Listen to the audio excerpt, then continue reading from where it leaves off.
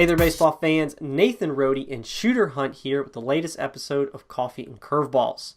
Shooter, we had another weekend of tournaments across the country with fall championships. We had action in Florida, Georgia, Alabama, as well as the Pacific Northwest. So today we're going to take a look at some standouts.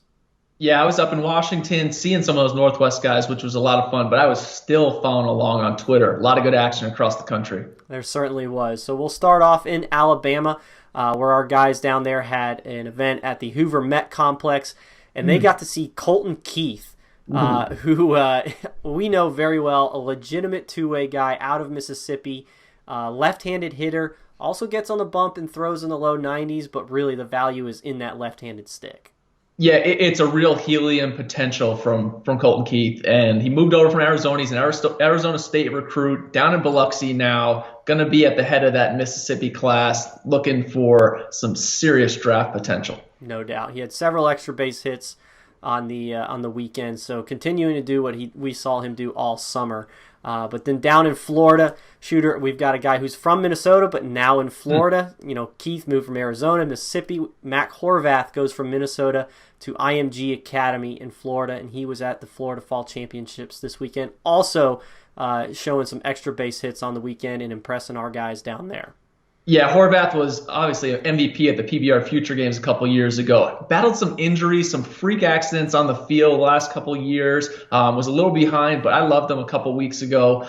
In Indianapolis, I think Florida's going to do great things for him. Yeah, they certainly will. So then in Lake Point, we had the PBR Cup with Ryan Hagenow pitching for Exposure Baseball, who's a tall, physical, lean right-handed pitcher.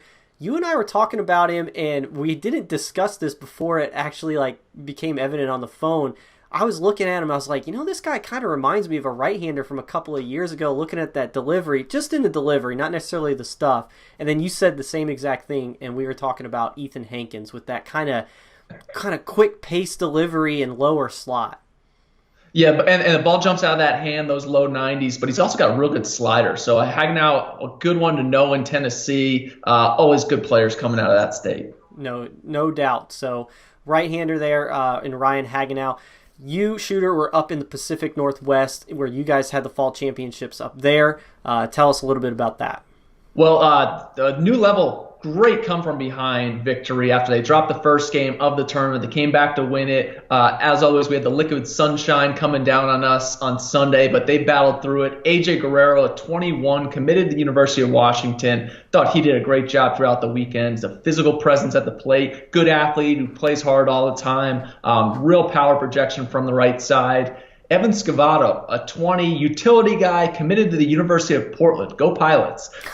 He had a great weekend. Just one of those blue-collar players, mostly second baseman, but he was in right field for a lot of the weekend, making some good plays. Type of guy you want in your team, dirtball. Really nice player. So congratulations to that new level team that won the championship. But also there was Showtime. And Showtime is a good program out of Washington. They had an uncommitted 21, an outfielder who was playing center field throughout the weekend, Kyle Hennington. Smaller left-handed stick, 5'10", 155 pounds, plays hard in center field, was roaming side to side, good defender, but had a ton of extra base hits and really plays the game the right way. Excellent. And then on that Laces team, it sounds like Oliver Brown was a standout as well for you.